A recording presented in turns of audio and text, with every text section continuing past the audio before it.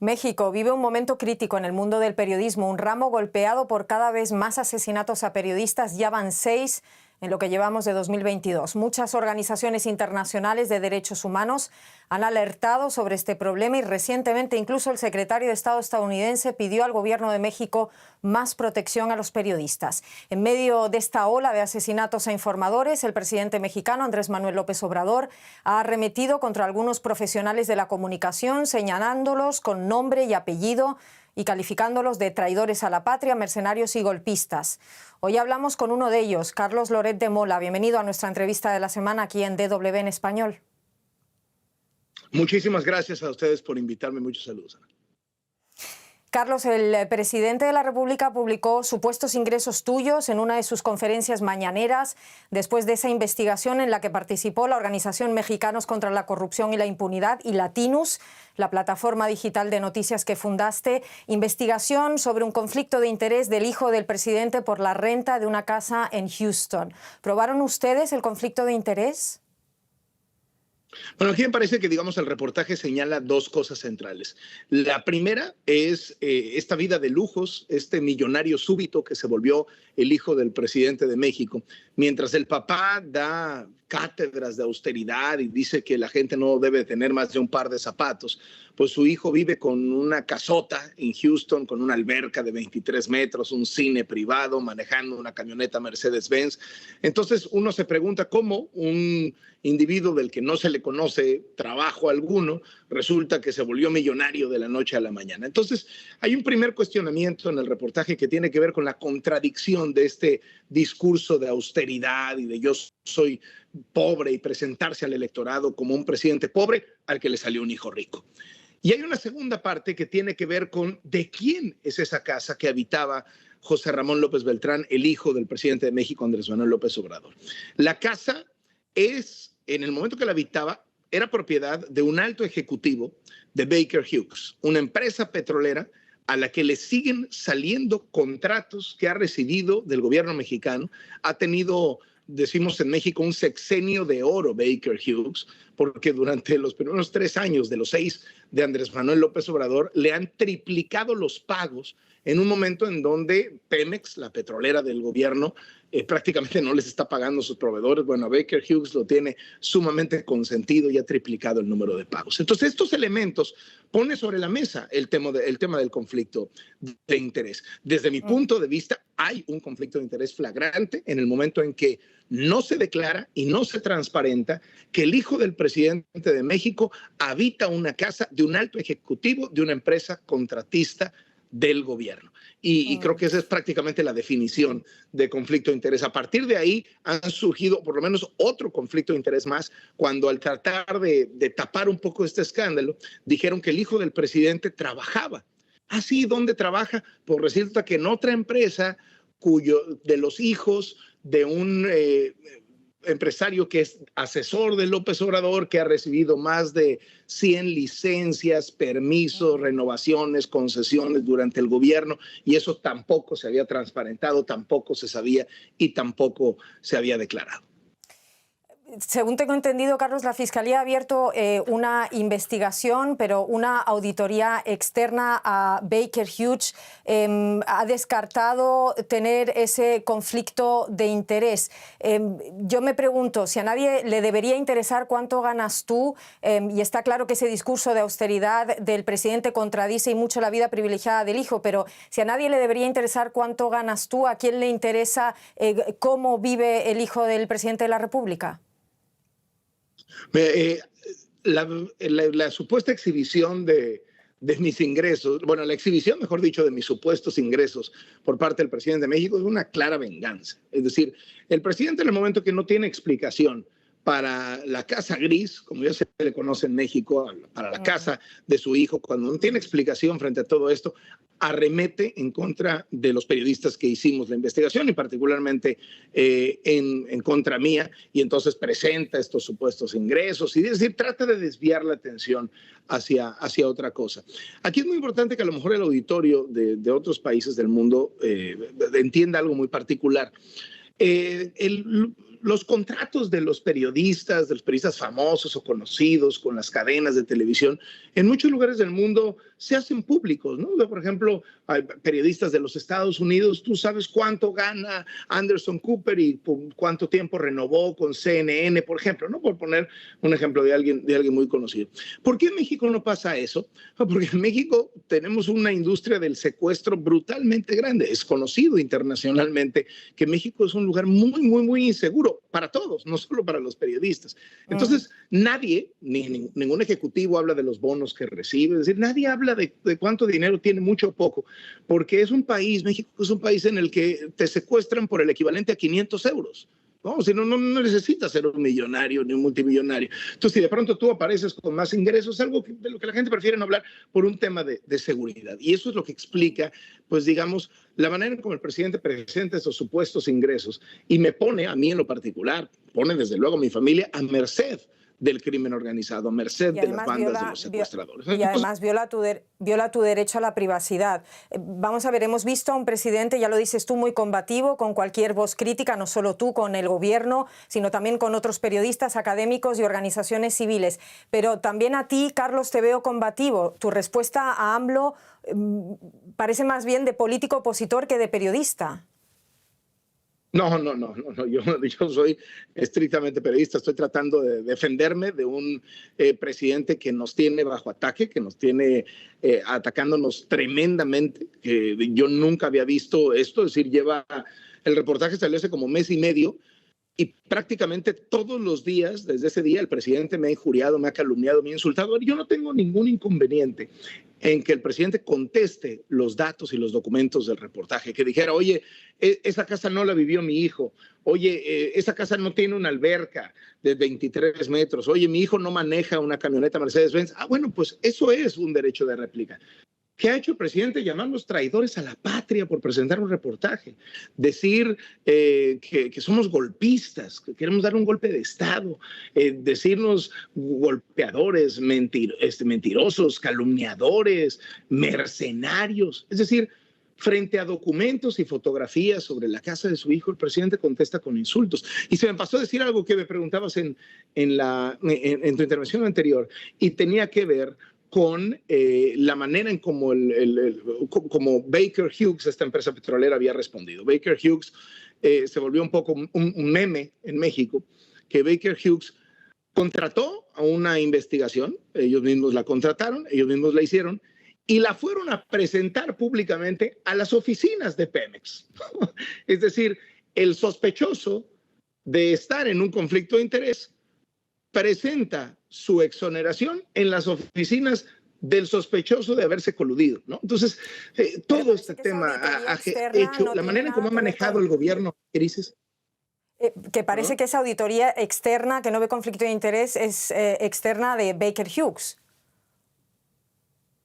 Bueno, la contrató. No es una auditoría de Baker Hughes, sino es externa. En cualquier, sí, no, la contrata Baker Hughes y la van a presentar a Pemex. Vamos a ver, Carlos, me gustaría ver un poco más el cuadro para conocer también de dónde viene ese informe. Latinos, la plataforma en la que trabajas, nació como un proyecto binacional, tengo entendido, con la idea de informar sobre la población latina en Estados Unidos. Pero hay críticas que apuntan que es un medio centrado en México y sobre todo en socavar la credibilidad del gobierno. ¿Quién forma parte de tu equipo, del equipo de Latinos? ¿Cómo se financian ustedes?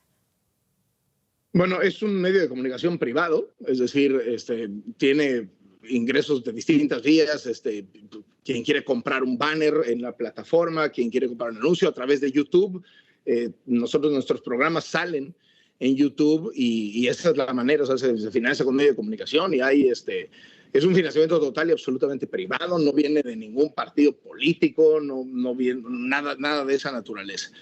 Empezamos siendo un medio, nos planteamos ser un medio binacional cuando fueron las elecciones, por ejemplo, en los Estados Unidos, que fue la elección de Biden contra Trump. Obviamente hicimos una cobertura sumamente robusta.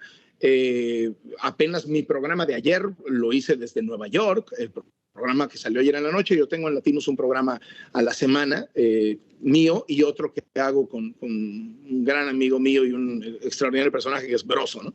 Entonces el programa mío ayer lo hice desde Nueva York. Hemos estado haciendo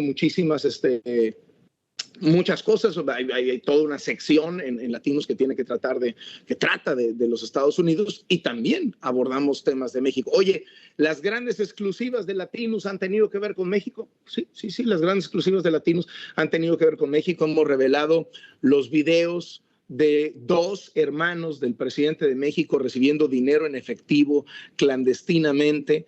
Hemos revelado contratos ilegales en el nuevo aeropuerto que está haciendo el presidente. Hemos revelado cómo el secretario particular del presidente y la administradora de Palacio Nacional aparecen en un carrusel de cash dando vueltas en una misma sucursal bancaria una y otra vez para depositar dinero en efectivo. Es decir, sí, las grandes exclusivas hasta este momento de Latinos han tenido que ver con el caso México, y es un grupo de reporteros, de periodistas, de investigadores, y la otra parte, o sea, digamos, hay 3 piezas, ¿no? Los programas en donde está personajes como Broso, como María Scherer, Fernando del Collado, periodistas muy reconocidos, muy conocidos en este país. Luego está un área de investigaciones especiales, que es de donde han emanado muchos de estos, digamos, golpes periodísticos.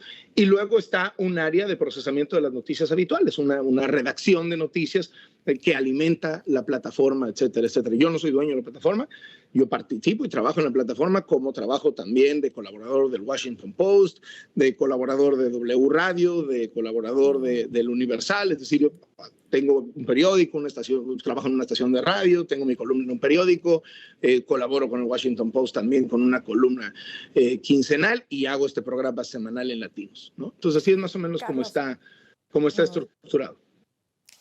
Cada vez que cambia el poder en un país, hay reajustes en las empresas, también de televisión. Estuviste mucho tiempo en Televisa. Televisa fue siempre un cliente de gobierno que recibió mucho dinero del PRI y del PAN. Ahora los canales de televisión siguen recibiendo fondos públicos. Me gustaría citarte lo que me dijo un periodista hace unos días. El pastel de la publicidad del gobierno mexicano es apetitoso y muchos tienen la esperanza de darle un buen pellizco. ¿Hasta qué punto crees que podría afectar esto a la objetividad de un canal y de los periodistas que trabajan en él?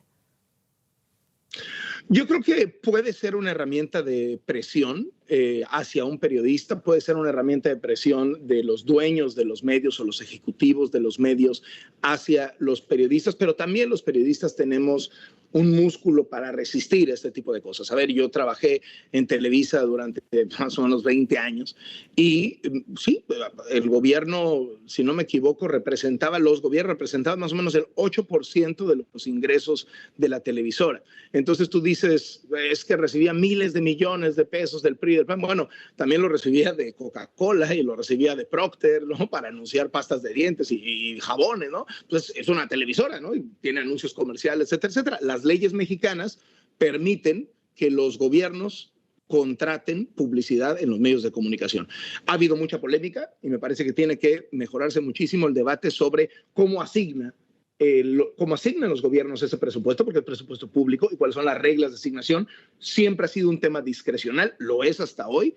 El periódico favorito del presidente, el periódico La Jornada, ha recibido 700 millones de pesos siendo un periódico y recibe más o menos lo mismo que una televisora, cuando evidentemente pues no es la misma penetración un periódico que una televisora, y recibe un monto de publicidad de televisión. Entonces siempre ha existido ese debate. Ahora, que un medio de comunicación reciba publicidad, reciba presupuesto de un gobierno, no me parece que automáticamente lo vuelve en un medio sometido. Yo te digo, en los 20 años que estuve en Televisa, sacamos investigaciones durísimas sobre los presidentes en turno, sobre gobernadores de estos partidos que tú dices, el PRI y el PAN, sobre ellos, el tema relacionados con la fuga del Chapo Guzmán, que dejaron muy mal parado al gobierno de Enrique Peña Nieto. En su momento, el gobierno de Peña Nieto utilizó este software que se volvió internacionalmente repudiado, el famoso Pegasus, para espiarme a mí. Y eso salió en la primera plana del New York Times, que habíamos un grupo de periodistas, otros defensores de los derechos humanos, activistas, etcétera,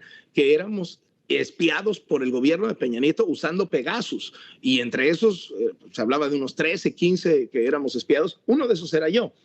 Entonces, es un poco de decir, no, pues es que como trabajabas en Televisa. ¿Mande? Con menos visibilidad que tú. Hubo varios periodistas que estaban ahí en el ojo del huracán con menos visibilidad que tú. Vamos a ver, tengo una última pregunta, te pido brevedad porque lamentablemente se nos va el tiempo. Sí, Los índices sí, de popularidad sí. de López Obrador se mantienen alrededor del 60%, han caído también y según una encuesta por esas revelaciones de la Casa Gris, pero sigue siendo uno de los presidentes con mayor respaldo popular en el mundo. ¿Cómo te explicas tú esta popularidad teniendo en cuenta la pandemia, el incremento de la violencia e inseguridad y más recientemente, quizás ahora, la negativa de AMLO a imponer sanciones contra Rusia por iniciar una guerra en Ucrania? Brevemente. Bueno, la verdad es que el presidente tiene una personalidad magnética con la gente. El presidente tiene un enorme carisma y venimos de gobiernos muy complicados, venimos de gobiernos pésimos, terribles en México. Entonces, muy posiblemente la gente le sigue dando el beneficio de la duda. Hay gente que no, o sea, al inicio de su gobierno tenía 80% de popularidad en el promedio de las encuestas y ahorita el promedio de las encuestas marca 58%, es decir, ha tenido una caída sustancial, pero 58% sigue siendo una gran popularidad para un presidente en funciones. Y creo que tiene que ver con que el presidente es un muy buen político en el manejo de medios, es muy bueno haciendo campaña, es muy bueno en el discurso, en la narrativa. Me parece que como gobernante per se, como administrador y ejecutor de políticas públicas, es muy malo, pero la gente le está dando todavía la oportunidad y me parece absolutamente razonable. Y ahí nada más quiero dedicar un instante porque hemos hablado mucho de los ataques del presidente en mi contra y esto la verdad palidece frente a lo que están experimentando muchos colegas. 30 periodistas han sido, 31 han sido ejecutados durante el sexenio de Andrés Manuel López Obrador. Nunca habíamos tenido un arranque de sexenio tan violento para los periodistas de México y nada se compara a lo que están viviendo y muchas veces sin estas herramientas que tú citabas de visibilidad de las que uno puede llegar a gozar en medios de comunicación nacionales, etcétera, etcétera, frente a lo que pasan muchos colegas que son ejecutados y son asesinados y que este clima de violencia verbal que inicia el presidente, desgraciadamente lo han dicho las propias organizaciones, se traduce en violencia física. Muchísimas gracias, Carlos Loret de Mola, por concedernos esta entrevista. Gracias, un saludo. No, hombre, con mucho gusto, que les vaya muy bien, hasta luego.